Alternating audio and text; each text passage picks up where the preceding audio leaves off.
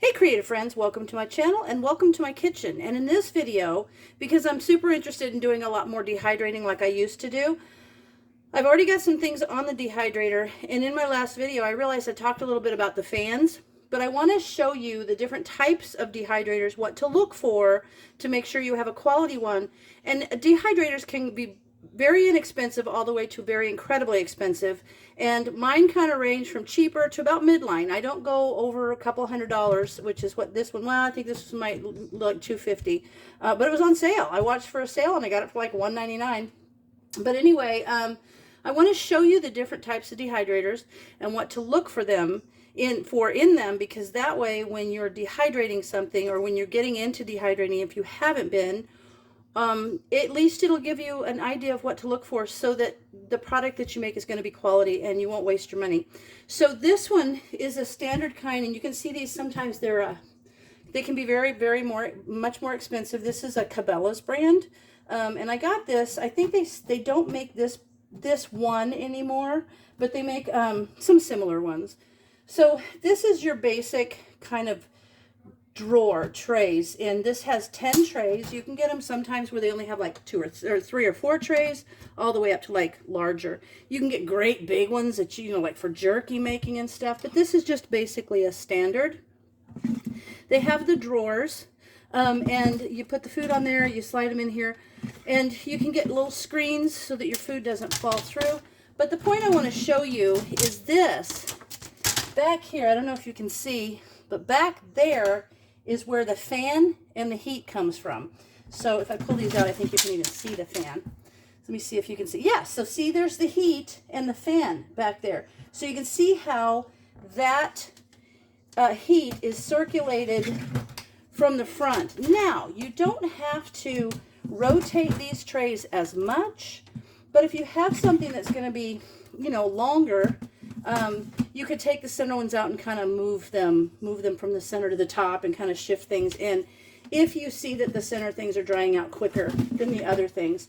Another nice thing about this is you can put lighter things up here, like herbs up here in the top and the bottom.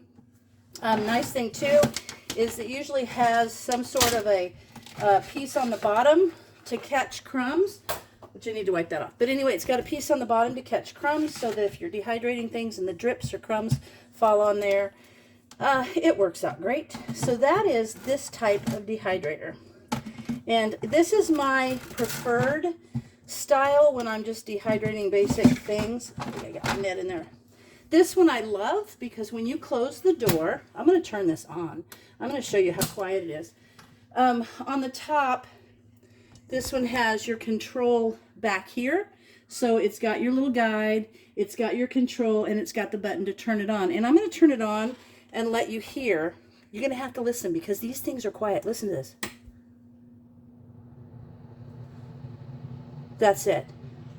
That's how quiet this is. Without the door, yes, without the door, the air would probably circulate more and things would dry sooner. But you hear, it's still not very loud. So this is a good one. Love this one. I have these two that actually live on the shelf in my kitchen all the time, and they're always ready to go. So let me put this one away, and then I'll show you the ones that probably more common you see. Here is the round one. Now, is this my preference? For certain things. Oops, sorry. No, there, okay. Got my washcloth caught under there. But this would be my preference for certain things, and those certain things would be usually like fruit leathers. I like the way these come with the little fruit leather trays. The ones that I have down there, the size of them don't, so I would have to wrap those with, I put saran wrap on there, up around the edge, so it creates that lip. Like these have the little lip, so the liquid doesn't go over it. So this one is kind of a cool one because I'll show you. These you can always buy extra trays to extend these to. You can't on those square ones that are a certain number of trays. When you get the drawers, say you get 10 drawers, you're stuck with 10 drawers. This one, I think I can extend this one up to, I want to say 12 or 14 trays high. So I could do a lot of fruit leathers. The control is down here. Up here on the lid is all your guide. And if you ever wash your trays and you're thinking, oh, they're such a pain to dry. They're not. Just put them on your dehydrator and turn them on. The air will circulate and dry them. But the cool thing about this one, this is a Presto brand. This is my cheapest one. I think this one was, I want to say $79. And I got it when it was on sale, some special at the store. I think I got it for $59. That's not bad, and I've had it for a number of years. In fact, now this whole thing is digital, so that shows how old this one is. But the cool thing is, see this? The trays on this one actually stack. Wait, I got this right here. These will stack like that. So they'll stack, so you can continue. So it's like easier storage. So see how those stack? And you see how this is already this high? Those will actually just fold right down into a convenient little stacky, like a smaller stack. So they're easier to store. But let's listen to this one. This is the thing. Let me plug it in. And these don't have an on and off button. You just have to plug them in to turn them on. And here goes the noise from this one. You hear that? So I wouldn't want this living in my kitchen because it would be noisy every time I turned it on. This one also I want to show you. The fan is in the bottom down here. It's got this little screen to protect the fan from anything that should drip on it. But the fan is in the bottom, so you will have to rotate. You'll have to take the bottom tray and move it to the top and do that several times because it's so concentrated down here.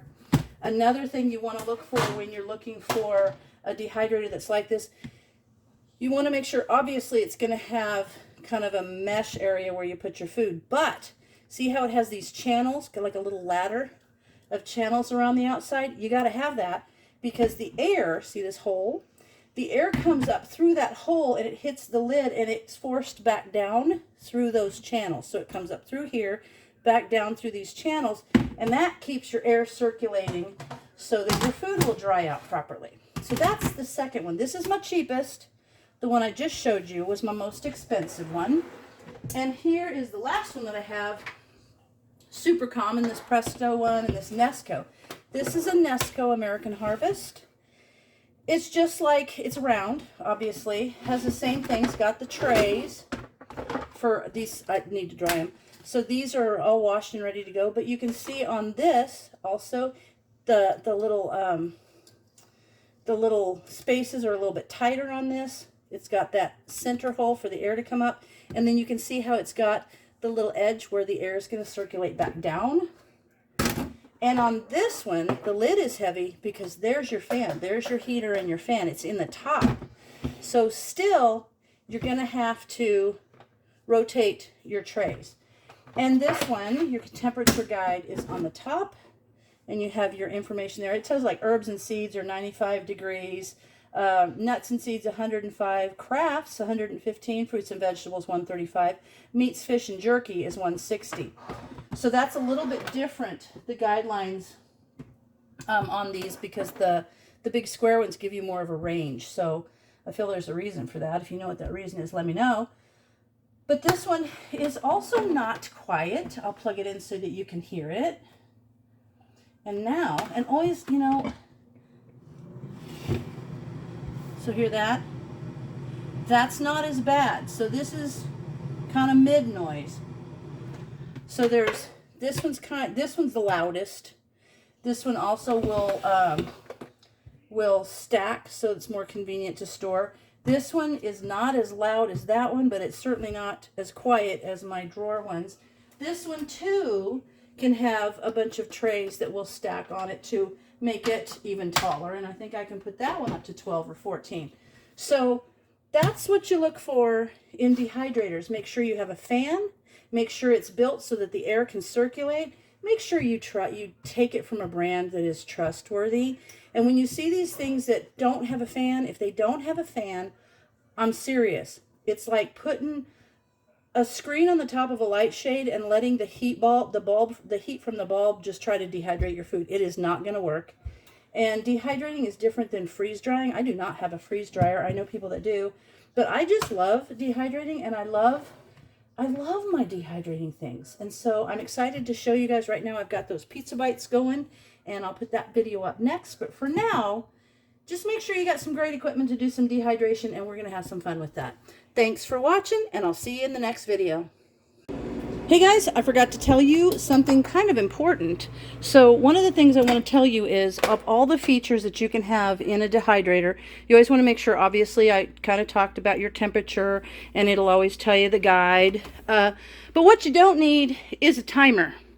A lot of dehydrators will be a little bit more expensive, and they will include a timer. And you don't need a timer because the timer is subjective. First of all, it's not going to dehydrate exactly in that amount of time. It's fine as a guide, but if you're using a book that tells you approximately how many hours it'll take, there's your guide. If you spend extra to have a timer, it's not going to make a difference because, number one, the food is going to dehydrate differently based on how much, basically how juicy it is. You can get a peach that's super juicy and a peach that's not, and the timer will tell you to, the instructions will tell you to set it for a certain amount of time. You put your timer on. Doesn't mean that it's done when the timer goes off. Also, if you live in a humid climate over a super dry climate, like if I'm here on the Oregon coast, it's super humid, or wet, damp, it's a damp climate, versus someone who lives like in Phoenix, their stuff is going to dry quicker than mine.